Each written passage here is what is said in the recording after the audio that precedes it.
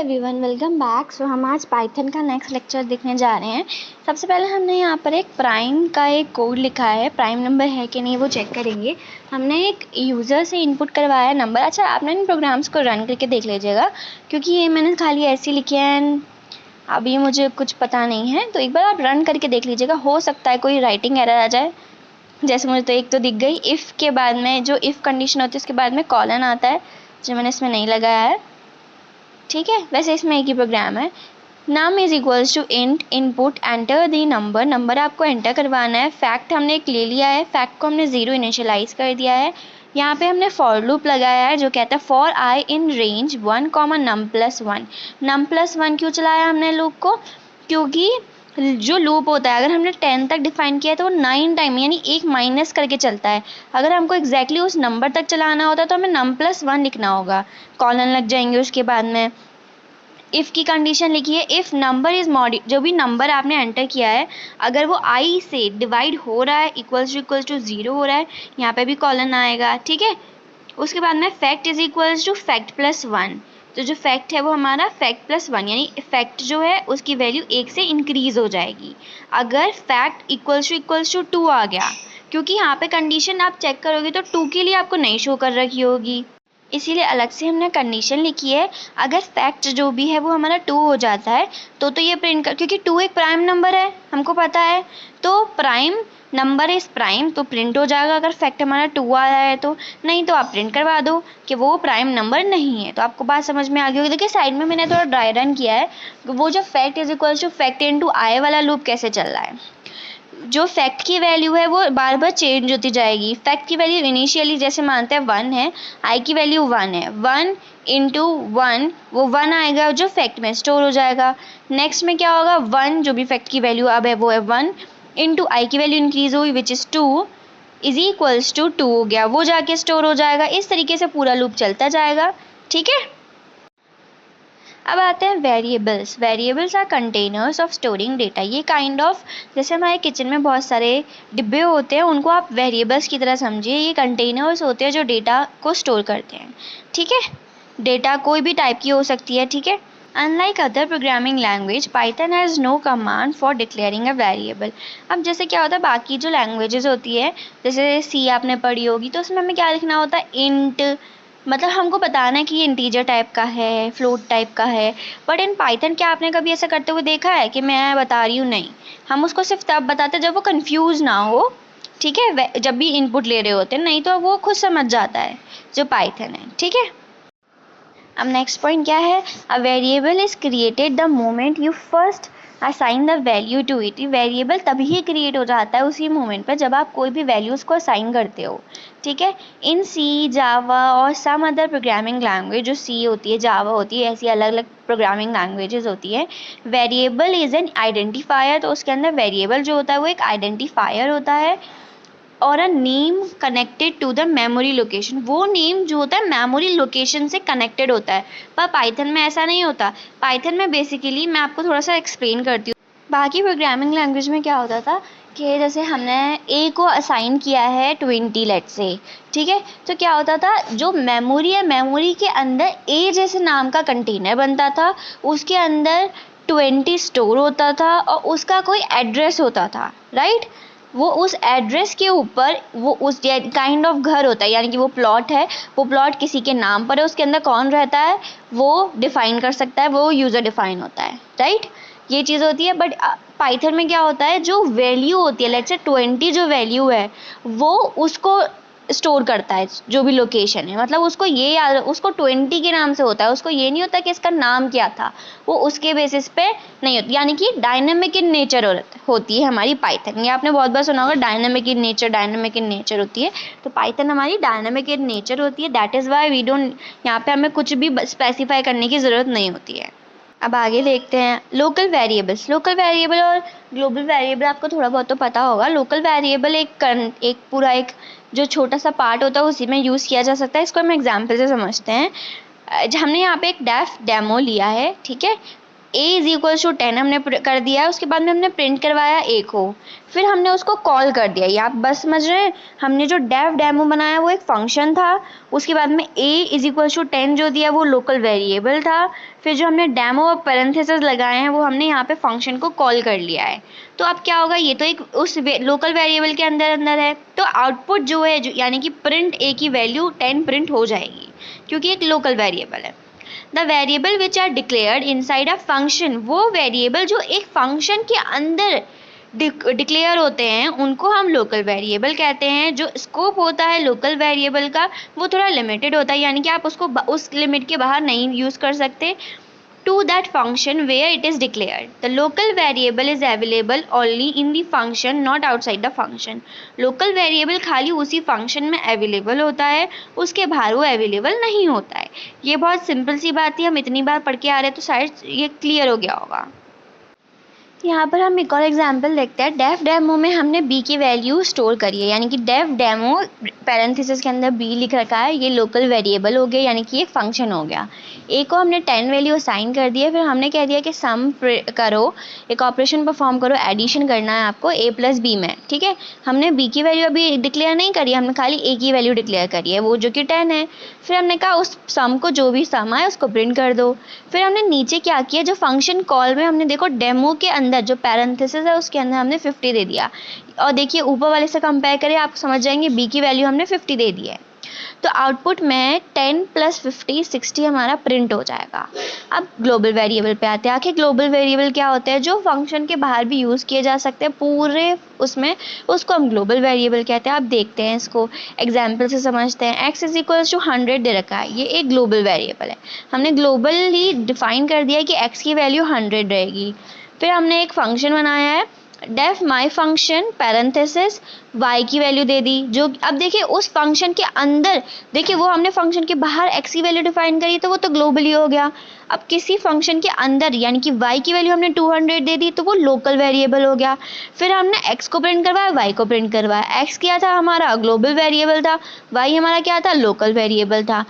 फिर हमने एक और फंक्शन बनाया, फिर हमने क्या करा x मतलब उस फंक्शन के बाहर, यानी कि अब हम एक फंक्शन से तो बाहर निकल के आ गए, दूसरा फंक्शन क्रिएट किया, हमने x को और y को दोनों को प्रिंट करवाया। तो देखिए x तो हमारा ग्लोबल वेरिएबल है और जो y ये लोकल वेरिएबल है वो फंक्शन के बाहर प्रिंट नहीं होगा, तो यहाँ पे एरर आएगा। इसलिए देखिए मैंने कमेंट भी कर दिया, क्योंकि ये उसके बाहर अगर आप इसको यूज़ करना चाहोगे तो क्या होगा, ये आपको एरर प्रोवाइड कर देगा, क्योंकि वो एक फंक्शन के बाहर काम ही नहीं करेगा, क्योंकि उसका वो लिमिट स्कोप है, ठीक है। अब जब आउटपुट प्रिंट होगा तो देखिए जो प्रिंट x था ग्लोबल वेरिएबल था 100, तो वो प्रिंट हो जाएगा।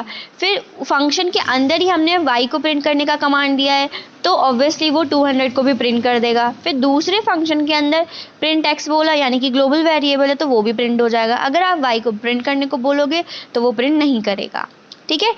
Variable declared outside functions are called as global variables. वो फंक्शन जो फंक्शन के बाहर जो वेरिएबल फंक्शन के बाहर हम डिक्लेयर कर देते हैं वो होते हैं हमारे ग्लोबल वेरिएबल्स।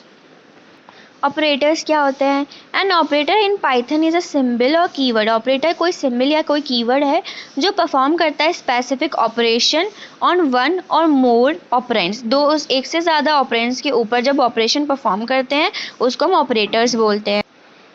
यहाँ पर हमको सारे ऑपरेटर्स जो भी हैं वो दिखा रखे हैं। ऑपरेटर सबसे पहले हमारा अर्थमेटिक ऑपरेटर्स आते हैं। टाइप्स ऑफ ऑपरेटर्स देख रहे हैं हम लोग, तो ये पहले हम ना सी वगैरह में पढ़ चुके हैं, तो इतना ईजी लगेगा ना हमको। यार पाइथन टू बी ऑनेस्ट बहुत ईजी है, AKT सिलेबस की तो बहुत ईजी है, इवन सॉल्व करना मेरे को तो बहुत मज़े आते हैं, ठीक है। Arithmetic operators are used to perform mathematical operation. जो अर्थमेटिक ऑपरेटर्स होते हैं वो अर्थमेटिक ऑपरेशन को परफॉर्म करने के लिए काम आते हैं, जैसे कि एडिशन, सब्ट्रैक्शन, न्यूमेरिकल जो भी चीज़ें होती हैं, राइट, जैसे plus, minus, multiply, divide, modulus, multiply and this is the floor division. देखिए अगर 2 बार मल्टीप्लाई, हमारे पास पाइथन में क्या होता है एक्सपोनेंशियल, यानी कि पावर के लिए हम 2 बार स्टार्स का यूज़ करते हैं और हम 2 बार स्लैश लगाएंगे तो वो फ्लोर डिवीज़न के लिए यूज़ किया जाता है, ठीक है। अब देखिए आउटपुट तो आपको इन सबके पता ही होंगे, प्लस करेंगे 2 नंबर का क्या होगा, मल्टीप्लाई करेंगे, माइनस करेंगे, डिवाइड करेंगे तो भी पॉइंट में हमारे आंसर आएंगे। मॉड्यूलो की बात करेंगे तो रिमाइंडर आएगा हमारे पास में। अगर हम 2 बार स्टार लगाएंगे तो पावर में कन्वर्ट हो जाएगा। फ्लो डिवीजन का आप एक बार देख लीजिए, फ्लो डिवीजन में क्या होता है, पॉइंट के बाद वाली चीज़ें नहीं आएंगी, यानी कि अगर 3.33 है तो खाली 3 ही हमारे पास आंसर आएगा, दैट्स इट। ठीक है, अब हम रिलेशनल और कंपैरिजन ऑपरेटर्स देखेंगे, also called as an comparison operators used to compare two values that return a boolean value, true या फॉल्स डिपेंड करता है। अगर हमारा कंपैरिजन ट्रू होगा तो ट्रू प्रिंट करेगा, और अगर हमारा कंपैरिजन फॉल्स होगा तो वो फॉल्स प्रिंट कर देगा। अब हम एक लिस्ट देखेंगे पूरे रेशनल ऑपरेटर्स की। सो ये हमारी पूरी लिस्ट है। इक्वल्स टू यानी कि यहाँ पे कंपैरिजन हो रहा है कि अगर a इक्वल्स टू b है, यानी कि दोनों की वैल्यू सेम है। नॉट इक्वल्स टू, या फिर हम नॉट इक्वल्स टू के लिए हम क्या करेंगे, यानी कि a is not equals to b, जैसे 5 इज़ नॉट इक्वल्स टू 10। ठीक है, greater than small than greater than equals to smaller than equals to, ये सब आपको पता है। आई डोंट थिंक कि ये बच्चों वाली चीज़ें बताने की ज़रूरत है। These operators, नोट दे रखा है, these operators are commonly used in conditions such as int, if, जो भी if else स्टेटमेंट्स होते हैं उसके अंदर हम बहुत बार कंपैरिजन ऑपरेटर्स का यूज़ कर रहे होंगे। आप सब लोग इस चीज़ के बारे में अवेयर होंगे, राइट। अब आते हैं next logical operators. Logical operators होते हैं जो कंडीशन और बूलियन एक्सप्रेशन को कंबाइन करके बनते हैं। यहाँ पे ट्रू और फॉल्स बेस्ड ही लॉजिकल ऑपरेशंस होते हैं, जैसे कि एंड है, ये हम DE पढ़ ली हमने, इलेक्ट्रॉनिक्स पढ़ ली और इतना सब कुछ पढ़ लिया, तो अब हमें सब कुछ पता है। पर हाँ, पाइथन में ना जो एंड होता है उसको AND एंड OR और NOT नोट ऐसे ही लिख। अब एंड कब आता है, जब 2 कंडीशंस दे रखी हों, अगर दोनों ही ट्रू होंगी तो ट्रू आएगा, नहीं तो फॉल्स आएगा। अगर दोनों में से एक भी ट्रू होगी या दोनों ट्रू होंगी तो ट्रू आंसर आएगा, अगर दोनों फॉल्स होंगी तो फॉल्स आएगा। तो ये और ऑपरेशन का परफॉर्मेंस होता है। नॉट में तो सिंपल है, नहीं है, यानी कि a is not equals to b, simple. अब उसके बाद में आते हैं हमारे assignment operator. Assignment operators are used to assign values to variables. Variables को वैल्यू असाइन करने के लिए हम असाइनमेंट ऑपरेटर्स का यूज़ करते हैं।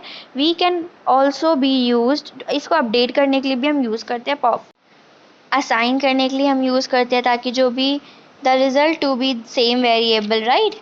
उसके बाद में हम इसकी लिस्ट भी देखेंगे। अब असाइनमेंट ऑपरेटर तो बहुत सिंपल है, equals to, plus equals to, minus equals to, मतलब multiply equals to, division equals to, है ना। फिर उसके बाद modulo and assign, floor division and assign, exponential and assign. तो यहाँ पे आप साइड में देख भी सकते हैं, इसके एग्जाम्पल्स भी मैंने लिखे हैं। अगर प्लस की बात करते हैं तो x प्लस, ये इसका मतलब क्या होता है, वो एक और जगह पे लिखना होता है हमको, x is equals to x plus 5, x is equals to x minus 3, x is equals to x into 2।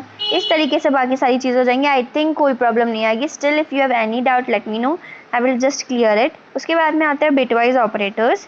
So bitwise operator को हम यूज़ करते हैं ताकि हम परफॉर्म कर सकें ऑपरेशंस ऑन बाइनरी रिप्रेजेंटेशन और इंटीजर बिट बाय बिट, यानी कि हम ऑब्वियसली बिट वाइज, यानी कि बिट्स होती हैं यहाँ पे, हम उनको कैलकुलेट करके जो ऑपरेशन परफॉर्म कर रहे हैं बेसिकली। ठीक है, they operates at a big level comparing और शिफ्टिंग बिट्स इन इंटीजर्स। अब इसकी लिस्ट देखते हैं। एंड हो गया यहाँ पर, और XOR, not, left shift, right shift, ये बिट बाय बिट होते हैं। अब इनको आप तो डिस्क्रिप्शन को तो एक बार आप रीड कर लीजिएगा। आप साइड में थोड़ा सा एग्जाम्पल लिखा है, लेट्स से मैं आपको थोड़ा सा एक्सप्लेन करती हूँ। ए की वैल्यू जैसे हमने मानो यहाँ पे हमने 0101 ले रखी है, यानी कि 5, और जो बी है वो हमने ले रखा है 30011। तो अगर हमसे कोई बोलता है एंड ऑपरेशन परफॉर्म करो, तो देखिए आप दोनों बिट्स लिखना, जहाँ पे दोनों 1 मिलेंगी तो 1 आएगा, क्योंकि एंड ऑपरेशन में क्या होता है, जब दोनों ट्रू होती है तभी तो ट्रू आएगा, नहीं तो बाकी यानी कि 0001 आएगा। फिर ऐसे ही आपको और ऑपरेशन के लिए परफॉर्म हो जाएगा, बहुत आसान है। और में क्या होता है, और में तो यही होता है कि अगर एक भी ट्रू है, अगर आपको एक भी जगह 1 मिल जाए तो आउटपुट में 1 आ जाएगा। तो देखिए 011 आ जाएगा। अगर आपको एक्सॉर की बात करिए तो देखिए आप यहाँ पे क्या हो रहा है, 110, एक्सॉर करना भी आपको आता होगा, हमने इलेक्ट्रॉनिक्स में करा ही था, 0110 हो जाएगा। उसके बाद में नॉट किए तो बिट्स चेंज हो जाएंगी, यहाँ पे 2's कॉम्प्लीमेंट होता है। ठीक है, उसके बाद में लेफ़्ट शिफ्ट और राइट शिफ्ट की बात आती है तो ये भी बहुत सिंपल है। एक 0 इधर शिफ्ट हो जाएगा लेफ़्ट की साइड में, नहीं तो राइट की साइड में, सारी बिट्स एक तरफ मूव करना चालू कर देंगी। ठीक है, यहाँ तक सब क्लियर होगा। अब आते हैं हमारे आइडेंटिफाई ऑपरेटर्स। आइडेंटिफाई ऑपरेटर्स को हम यूज़ करते हैं ताकि हम कंपेयर कर सकें मेमोरी लोकेशन को टू ऑब्जेक्ट्स की, नॉट जस्ट देयर वैल्यूज़, ना कि हम खाली उनकी वैल्यूज़ को कंपेयर कर सकें, ठीक है ना, हम बाकी चीज़ों को भी देख सकें। There are two identity operators, या एक तो होता है इज़ और एक होता है इज़ नॉट। इज़ क्या करता है, return true if both variables refers to the same object in memory. अगर सेम ऑब्जेक्ट, अगर आप मेमोरी में सेम ऑब्जेक्ट पे अगर रेफ़र कर रहे हो तो यहाँ पे हम इज़ का यूज़ करेंगे। इज़ नॉट कब यूज़ किया जाता है, return true both variables does not refers to the same object, यानी कि सेम ऑब्जेक्ट को अगर दोनों ही वेरिएबल्स वो लोग अगर रेफ़र नहीं कर रहे होते तो हम वहाँ पे इज़ नॉट का करते हैं। अगर इसका एग्जाम्पल देखेंगे तभी हमें समझ में आएगा बेटर तरीके से। तो एग्जाम्पल देखते हैं। हमने यहाँ पे ए की वैल्यू 10 दी, बी की वैल्यू हमने ए में स्टोर करी और सी की वैल्यू हमने 10 दी। तो अब आप एक चीज़ देखिए, ए की वैल्यू 10 है तो मैंने अभी एक चीज़ बताई थी, ए के नाम पे वो स्टोर नहीं करेगा, वो मेमोरी के अंदर 10 को स्टोर करेगा, ठीक है। फिर बी की बात आती है तो बी के अंदर ए है यानी कि वो भी 10, यानी कि ये सेम ही एड्रेस पर होंगे ये लोकेटेड। फिर सी की बात आती है तो सी भी 10 है तो वो भी सेम लोकेशन पे होगा। तो क्या हम प्रिंट करवाएंगे, प्रिंट ए इज़ बी। क्या ए बी है, हाँ है, तो प्रिंट हो जाएगा। क्या ए सी के बराबर है, ए देखो ए की वैल्यू 10 है और बी सी की वैल्यू 10 है, मेमोरी में वो चेक करके हमको कह देगा हाँ भाई ये लोग सेम जगह पे बैठे हुए हैं, तो यानी कि ये ट्रू है। प्रिंट ए इज़ नॉट सी, अब वो बोल रहा है ये प्रिंट कर दो कि ए सी नहीं है। अब देखो अगर है तो नॉट तो हो ही नहीं सकता, तो वो फॉल्स ही दे देगा हमको, राइट। सिंपल सी चीज़ थी। अब नीचे आप और चीज़ें देखते हैं। अगर ए की वैल्यू हमने हेलो दे रखी है, एग्जाम्पल ही है, और बी की वैल्यू भी हमने हेलो दे दी है, तो देखिए अब वो दोनों डिफरेंट मेमोरी पे वो लोकेट कर रहे हैं, ठीक है। अभी देखिए साइड में एक और एग्जाम्पल दे रखा है, for set list tuple dictionary हमको डिफरेंट मेमोरीज रिक्वायर्स होती है। ए इज इक्वल्स टू 1 2 3 है लेट्स से, फिर बी हम इन्हें ए के बराबर कर दिया, यानी कि बी के अंदर 1 2 3 स्टोर हो जाएंगे, तो ये तो सेम मेमोरी में आ जाएंगे। हमने सी की वैल्यू लेट्स से 1 2 3 दे दिया तो वो डिफरेंट मेमोरी ही एक्वायर करेगा, ठीक है। अगर हम कहेंगे प्रिंट ए इज बी तो ट्रू कर देगा। प्रिंट कर दो ए इज इक्वल, देखो सी और ए की वैल्यू सेम है पर स्टिल वो दोनों सेम मेमोरी पे नहीं है, तो यहाँ पे फॉल्स रिटर्न हो जाएगा।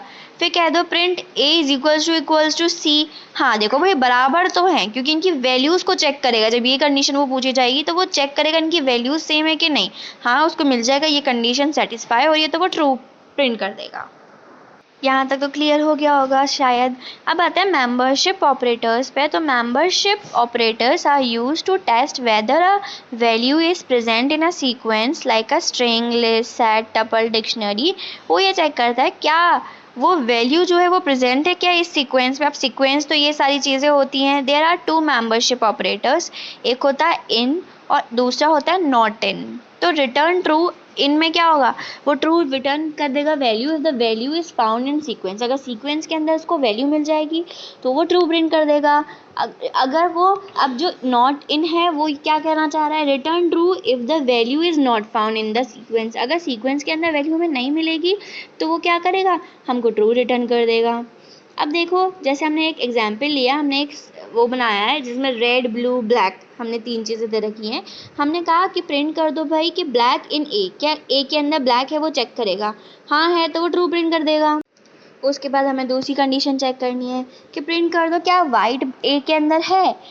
अब हम चेक करेंगे, वो जाएगा वो चेक करेगा क्या वाइट है इसके अंदर, उसको दिख गया रेड है, ब्लू है, ब्लैक है पर वाइट नहीं है, तो वो क्या करेगा फॉल्स हमें प्रिंट करके दे देगा।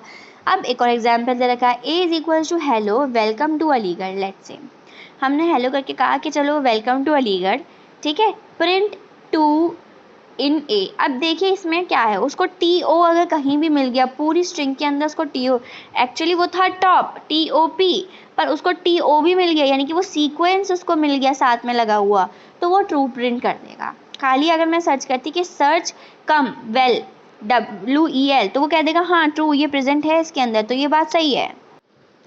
हाँ तो यहाँ तक हमारे सारे ऑपरेटर्स तो ख़त्म हो चुके हैं। नेक्स्ट में हम देखेंगे प्रेसिडेंस और एसोसिएटिविटी। इसके बाद में ज़्यादा कुछ नहीं बचा है, सिर्फ 1 लेक्चर और 2 लेक्चर में भी। उसके बाद में हमारी पाइथन तो ख़त्म हो जाएगी फर्स्ट यूनिट। अगर आपके पास कोई भी क्वेरी है let me know. I want you all to support me. अगर कोई भी क्वेरी है, कोई भी फीडबैक है, कोई भी कुछ चीज़ होती है, लेट मी नो, क्योंकि अगर कोई इंटरेक्शन नहीं होगा तो मेरा मोरल बहुत डाउन होता है। सो आप मेरे को बताइए, अगर कोई प्रॉब्लम है, कुछ चीज़ है, तो late me know the feedback. ये सेमेस्टर भी बहुत छोटा है, तो मैं ट्राई करूँगी एज़ सून एज़ पॉसिबल मैं अपना सिलेबस ख़त्म करती जाऊँ जल्दी से जल्दी, ताकि मैं सारे इंपॉर्टेंट टॉपिक, सारी इंपॉर्टेंट चीज़ें एज़ सून एज़ पॉसिबल आपको प्रोवाइड कर सकूँ, ताकि चीज़ें बेहतर तरीके से क्लियर हो जाए और एग्ज़ाम्स में नंबर अच्छे से आ जाएँ। और हो सकता है इस बार पेपर बहुत ज़्यादा जल्दी हो, क्योंकि AKTU वापस से ट्रैक पर आ रही है।